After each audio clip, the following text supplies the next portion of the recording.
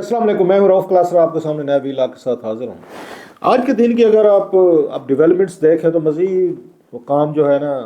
वो उसमें चला गया है, एक नेक्स्ट उसमें गियर में चला गया है।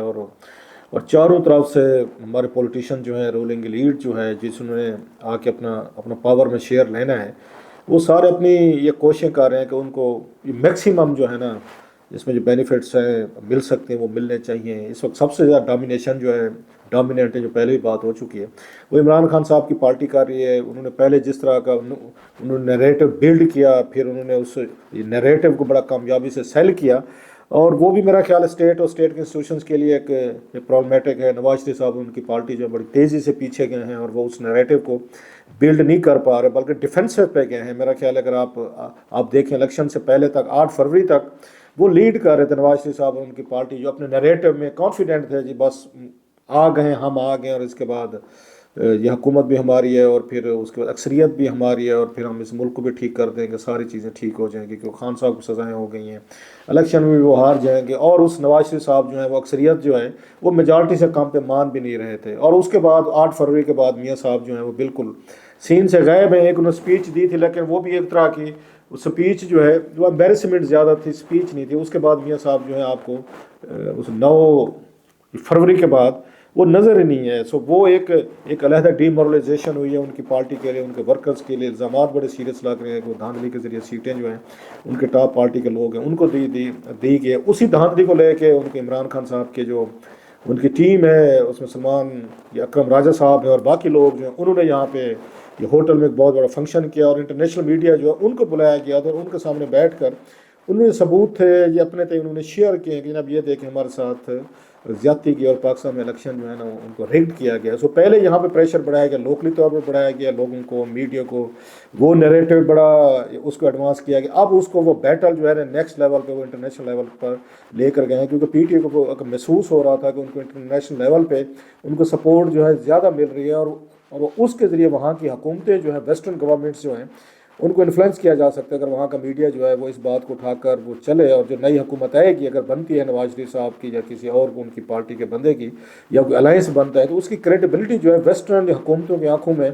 वो नहीं होनी चाहिए। और जो नई हुकूमत आएगी उसको गवर्न करने में पाकिस्तान को मुश्किलात का सामना होना चाहिए, या वो हुकूमतें जो हैं वो दबाव डालें, प्रेशर डालें इन पे पाकिस्तान पे। और स्पेशली जो है आगे IMF का ये मार्च में जो एक रिव्यू होना है, नया पाकिस्तान में लोन प्रोग्राम जो है ना वो उन्होंने लेना है। अगर वो नहीं मिलता पाकिस्तान को, अगेन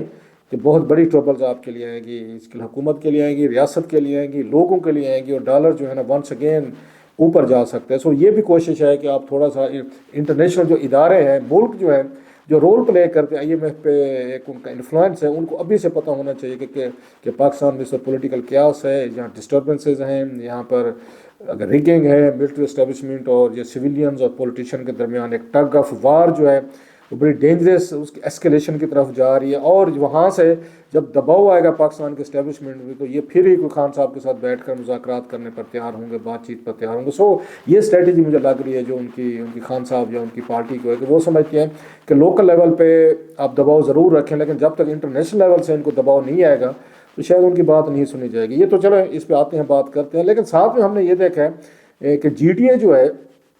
उनका जो वहाँ पे उनका जलसा जाम शोर में बताया जा रहा है, वहाँ पे हैरत अंगेज़ किस्म के सीन्स आ रहे हैं, तकरीरें हो रही हैं,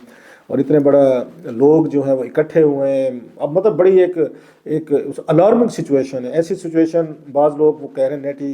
1977 के हवाले से उसको इसका कंपैरिजन किया जा रहा है, और उस वक्त भी पता है अगर,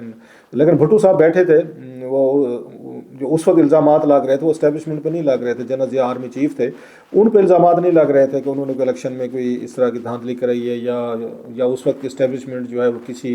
पॉलिटिशियन के अगेंस्ट थी। उस वक्त सारे इल्ज़ाम भुट्टो साहब पे लग रहे थे। भुट्टो साहब जो वो वज़ीर आज़म थे, उन्हीं के होते हुए ये इलेक्शन हुए थे। सो सारा वो दबाव, प्रेशर या एजिटेशन का रुख जो है ना वो भुट्टो साहब की तरफ था। अब की दफ़ा जो है सारा दबाव बिल्कुल रिवर्स है, वो इस्टेब्लिशमेंट पे ज़्यादा है, या इस्टेब्लिशमेंट के साथ नवाज शरीफ साहब पे ज़्यादा है। और यही वजह है कि उनमें पीर पगाड़ा साहब कह रहे हैं जनाब कि कोई एमरजेंसी या खुदा न खासा मार्शल के चांसेस जो है वो बढ़ सकते हैं, keeping that 77 situation in view. क्योंकि अब आप इस वक्त सिचुएशन देखें कि बलूचिस्तान में वो ऑलरेडी वहाँ बलोच और ये पख्तून नेशनलिस्ट जो हैं वो धरने दे के बैठे हैं, उन्होंने रोड जो शहरा जो हैं वो ब्लॉक की हुई हैं। फिर हमने देखा इसके बाद اب اگین اس میں سندھ میں یہ مسئلہ شروع ہو گیا، وہاں پہ جی ڈی اے نے بڑے پیمانے پر ایک الگ سے انہوں نے موومنٹ شروع کی ہے جو لگتا ہے کہ آنے والے دنوں میں مزید وہ بڑھے گی۔ پھر ہم دیکھ رہے ہیں کہ اگر کوئی اس میں کسر رہے گی تو مولانا فضل الرحمان صاحب جو ہیں انہوں نے پچھلے 3-4 دن سے جو فائر ورک انہوں نے شروع کیا ہوا ہے وہ اپنی جگہ پہ ایک وہ تھمنے میں نہیں آ رہا۔ ان میں جو الزامات لگے ہیں وہ مزید بڑے سیریس ہیں، جس سے پاکستان کی پریویس یا موجودہ اسٹیبلشمنٹ کے حوالے سے بڑے سیریس کوشچنز انہوں نے ریز کیے۔ سو اس وقت ایک آپ کو سمجھ نہیں آتی کہ یہ ملک کس طرف جا رہا ہے۔ یہ ہمارے جو رولنگ لیڈ تھی، جنہوں نے ملک کو چلانا تھا، جن پہ 25 کروڑ لوگوں نے اعتماد کیا ہوا تھا، چاہے ٹھیک ہے مختلف پارٹیز میں بٹے ہوئے ہوں گے، اپنا اپنا پوائنٹ آف ویو ہوتے ہیں، اپنی اپنی پارٹی کا ووٹ ہوتا ہے، فیئر انف، کوئی ہیلدی مطلب ہے وہ ڈائیورسٹی از دا بیوٹی، اس میں کوئی شک نہیں ہے۔ لیکن آپ کو کسی نہ کسی ایجنڈے پہ تو رہنا تھا کہ ملک رہا تو آپ بھی ہمیں نوچتے رہیے گا، کھاتے پیتے رہیے گا، لیکن جس طرح کی چیزیں آپ کرتے جا رہے ہیں، ہر فرقہ، ہر مسلک، ہر یہاں پہ پولیٹیکل پارٹی اپنے آپ کو ٹھیک سمجھ کے دوسرے سے بات چیت کرنے کو تیار نہیں ہے، اور پھر وہ ایک دوسرے سے لڑنے مرنے تک بات پہنچی ہوئی ہے۔ تو ویئر وی آر ہیڈنگ، مطلب میں نے پہلے بھی کہا کہ اگین مجھے پہلی دفعہ اس میں خدشہ یا خوف لگ رہا ہے کہ ہماری اسٹیبلشمنٹ ہو، ہماری رولنگ ایلیٹ ہو، ہمارے پولیٹیشین ہو، یہ تو اس قابل ہی نہیں ہے کہ اس ملک کو کسی سائڈ پر لے کر جا سکے۔ عوام جو ہے وہ علیحدہ سے ایک دوسرے کے گربان پکڑ کر کھڑی ہوئی ہے، پولرائزڈ ہوئی ہے۔ So there is no single point of unity, وہ کہیں پہ نظر نہیں آتی۔ ایک تو یہ تھا، میں پہلے بھی کہہ چکا ہوں کہ خان صاحب کو آنے دیں، ان کو پورا کرنے دیں، 5 سال پورے، اس قوم کے ارمان پورے ہونے چاہیے، دے موقع ان کو۔ لوگ اگر چاہتے ہیں کہ وہ ان کو لیڈ کر سکتے ہیں تو میرا تو یہ خیال ہے کہ ان کو نہیں روکنا چاہیے، ان کو نکال کے لائیں اور ان کو دیں حکومت، ان کے ساتھ رہ کے ہو سکتا ہے اسٹیبلٹی لیں، ہو سکتا ہے ملک کو عظیم بنا دیں، قوم کو عظیم بنا دیں۔ دنیا کے تمام ممالک کے ساتھ جب ان کی بگڑی ہوئی تھی، جب ان کی حکومت گئی تھی کہ سعودی سے، چائنیز سے، اس کے بعد آپ کے امریکن سے، اور پھر یو اے ای سے،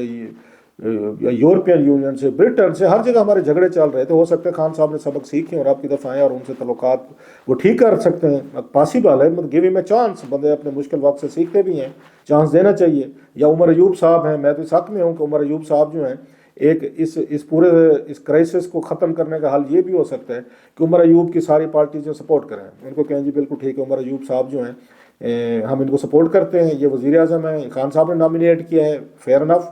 ان کو ہم ووٹ دینے کو تیار ہیں، یہ آئیں اور قومی اسمبلی میں اپنا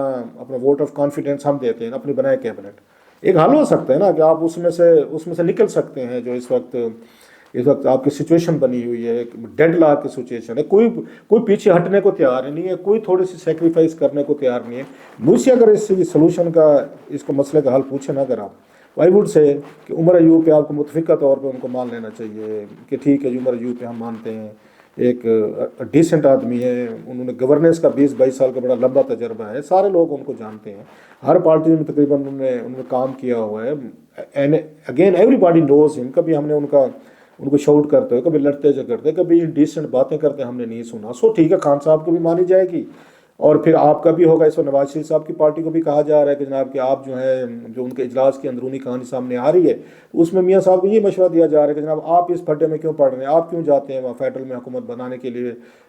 اس میں 70-80 سیٹوں کے ساتھ، الزامات کے ساتھ، مزید 4-5 سال دھرنے بھی بھگتے ہیں، پھر IMF بھی بھگتے ہیں، دنیا کو بھی بھگتے ہیں، خان صاحب کو بھگتے ہیں۔ آپ پنجاب میں اپنی بیٹی کی آپ کی حکومت بن رہی ہے تو وہاں پہ بیٹھے، 12 کروڑ کا صوبہ ہے، آپ صوبہ چلائیں، جیسے اس وقت بے نظیر بھٹو صاحبہ کے دور میں ہوا تھا کہ اس وقت نواز شریف صاحب وزیر اعظم تھے، وزیر اعلیٰ پنجاب تھے 88 میں، بے نظیر بھٹو صاحبہ جو ہیں وہ یہاں پر یہ وزیر اعظم تھے، اور ان کی حکومت 18 مہینے بھی نہیں چلی تھی۔ تو وہ یہ کہہ رہے ہیں آپ ان کو چلانے دیں، ان کو حکومت بنانے دیں، آپ پنجاب پہ جائیں۔ تو اس کا حل تو یہ ہے، جیسے میں نے کہا کہ that would be the best اس وقت آئیڈیا ہے کہ عمر کو بننے دیں آپ۔ ہر بندے نے جو اپنی وہاں پہ ڈالی ہوئی اور کوئی پیچھے ہٹنے کو تیار نہیں ہے تو کرنے دیں اس کو۔ مجھے تو یہ سلوشن لگتا ہے ڈویبل بھی ہے، ورکبل بھی ہے، اور دوبارہ ایک نئے سرے سے ہم ایک نیا سٹارٹ لے سکتے ہیں، ایک نئی بگننگ ہو سکتی ہیں۔ لیکن وہی والی بات، مطلب ہماری اور آپ کی کس نے سننی ہے، یا ہماری اور آپ کا کتنا ویٹ ہے، یا ہمیں کون کتنا سیریس لیتا ہے۔ میرے پاس میں ہوتا تو میں یہ سلوشن ضرور امپوز کراتا کہ سارے اس بات پہ راضی ہو جائیں کہ بننے دیں جی، اس کو توڑیں اس کو، تاکہ یہ PTI والے بھی یہ مطمئن ہو جائیں، یہ ہمارا مینڈیٹ واپس آ کہ ہمارا بندہ جو ہے خان صاحب نے صحیح تو عمر ایوب خان صاحب جو ہے نا وہ بن گئے ہیں، تاکہ اس ملک میں جو ایک بلی کرنے کی، لڑائی جھگڑے کرنے کی، مار کٹائی کی، دھرنوں کی، انریسٹ کی، پولیٹیکل انسٹیبلٹی کا جو کلچر آ گیا ہے، وہ کہیں تو رکے نا، کہیں تو اس کو آپ کو روکنا پڑے گا، جو مجھے اس کو رکتے ہوئے نہیں لگ رہا۔ دوسری طرف دیکھیں مولانا صاحب جو ہیں، انہوں نے اپنے پٹاری سے انہوں نے بم برآمد کر دیے، وہ کہیں پہ رکنے کا نام نہیں آ رہا۔ آج ان پہ جنرل باجوہ صاحب اور جناب فیض صاحب کے حوالے سے ان کی تردیدیں آگے انہوں نے کہا جی ہم نے تو اس طرح کی کوئی بات ہم نے مولانا صاحب جو ہمیں کہہ رہے ہیں جی ہم نے وہاں پہ ہم نے تحریک عدم اعتماد جو ہے ہم نے شروع کرائی تھی، ہم نے ان کو بلایا تھا اور ہم اس کے انسٹیگیٹر تھے، ہم اس کو بیکنگ کر رہے تھے، انہوں نے جی غلط فہمی ہوئی، ایسی کوئی بات ہی نہیں ہوئی۔ وہ جناب باجوہ صاحب تو کہہ رہے ہیں جی میں حلف دینے کو تیار ہوں اس بات پہ۔ ساتھ میں جناب فیض کہتے ہیں جی میں تو یہاں پہ تھا نہیں، میں تو ادھر چلا گیا تھا، مجھے نومبر میں ہٹ گیا تھا یہاں سے۔ تو یہ جو آپ کی تحریک عدم اعتماد جو ہے یہ تو مارچ اپریل میں آئی تھی، تو میرا جیسے تعلق نہیں ہے۔ تو مولانا صاحب نے غریدہ فروقی صاحبہ کو جو انٹرویو دیا ہے، نسیم زہرا صاحبہ کو بھی دیا ہے، اس میں وہ کہتے ہیں مجھ سے غلطی ہوگی، میرا مطلب یہ تھا کہ جنرل فیض نہیں تھے جو، تو ان کے بعد آنے والے تھے، جنرل فیض کے بعد جو آئے تھے DGISI تھے، وہ ان کا اشارہ ان کی طرف تھا کہ وہ ملے تھے ان سے۔ اب یہ بڑی میرا خیال اہم چیز ہے اب اس بات پہ کہنا، کیونکہ جنرل اگین سوری یہ ہو گئے مولانا فضل الرحمان صاحب جو ہیں، اب وہ بچے نہیں ہیں، انہیں پتہ ہے کہ جنرل فیض میں اور موجودہ DGISI میں کیا فرق ہے، اتنا تو انہیں میرا خیال ہے یاد ہونا چاہیے تھا۔ اور مزے کی بات ہے وہ چاہتے تو انٹرویو کے فوراً بعد انہیں یاد آ جاتا جب یہ چیز آئی تھی سامنے، وہ کریکشن کر کے پریس ریلیز جاری کروا بھی سکتے تھے، ان کی پارٹی کا ترجمان کہہ سکتا تھا کہ جناب کے غلط سے ان کے منہ سے سلپ آف ٹانگ ہوئی ہے، لیکن انہوں نے جب تک ان کے پاس نئے لوگ انٹرویو نہیں کرنے گئے تو انہوں نے اس بات کی انہوں تردید نہیں کی۔ اور دوسرا اگر آپ اس میں دیکھیں غریدہ فروقی صاحبہ کا اگر انٹرویو دیکھیں تو اس میں مولانا صاحب نے دباؤ میں لگ رہے تھے اور بڑا کلیئر تھا کہ کوئی وہ بات نہیں کرنا چاہ رہے تھے۔ 2-3 دفعہ غریدہ فروقی صاحب نے بڑے اچھے سوالات ان سے کیے، لیکن وہ اس پہ اپ سیٹ ہوئے، ناراض ہوئے، انہوں نے ایک طرح کا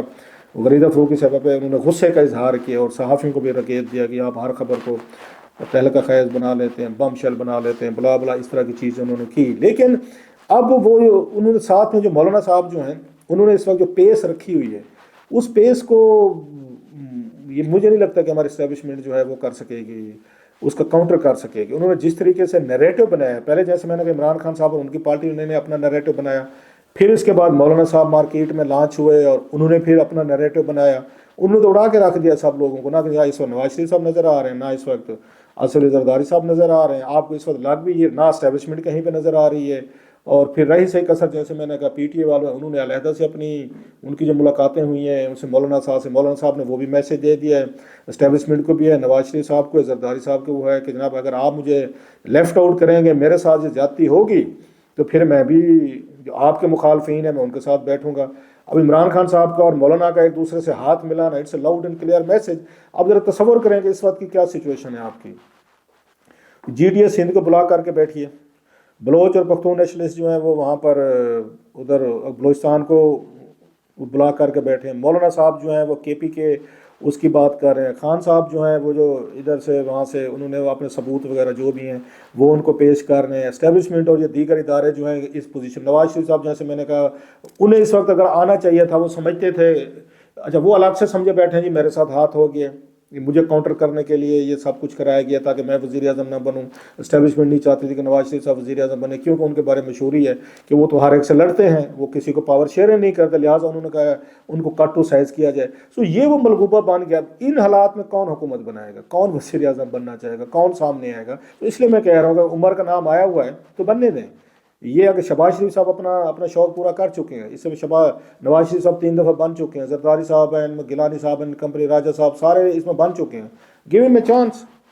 خان صاحب بھی بن چکے ہیں وزیر، ان کی 3.5 سال کی ماشاءاللہ ہم نے پرفارمنس دیکھی ہوئی، آپ نے بھی دیکھی ہوئی، اب تو نہیں مانیں گے کہ ان کے کیا حالات تھے۔ بہرحال مولانا صاحب نے بڑا انتہائی شدید قسم کا